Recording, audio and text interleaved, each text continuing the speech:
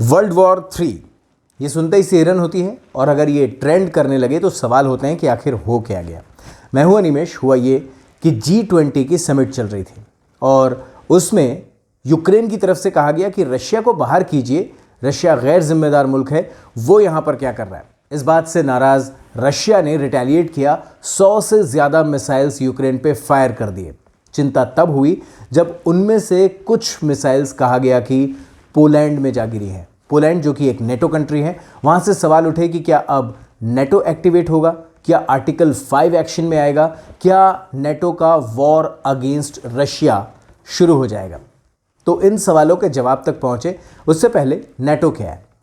जब पूरी दुनिया दूसरा विश्व युद्ध देख चुकी थी तब यूरोपियन कंट्रीज़ को, अमेरिका को ये चिंता थी कि अगर भविष्य में कोई देश उन पर ऐसा हमला करेगा तो उनकी स्ट्रैटेजी क्या होगी, वो अपना बचाव कैसे करेंगे। और इस बात को लेकर नेटो का जन्म हुआ। नेटो यानी कि नॉर्थ अटलांटिक ट्रीटी ऑर्गेनाइजेशन, जहां पर यह शर्त थी कि अगर नेटो के किसी भी एक देश पे हमला हुआ तो वो नेटो जो 30 देशों का समूह है उस पर हमला माना जाएगा और ये एक साथ मिलकर उससे मुकाबला करेंगे। और इसके लिए होता है आर्टिकल 5। अभी तक की हिस्ट्री में सिर्फ एक बार आर्टिकल 5 को एक्टिवेट किया गया है, वो भी तब जब अमेरिका में 9/11 का अटैक हुआ था।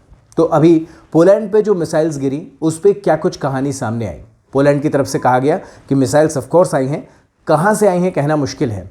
एक दावा यह किया गया कि ये तो यूक्रेन की तरफ से फायर की गई मिसाइल्स थी जो रशियन मिसाइल्स को न्यूट्रलाइज करना चाहती थी, वो पोलैंड पे जाके गिर गई है।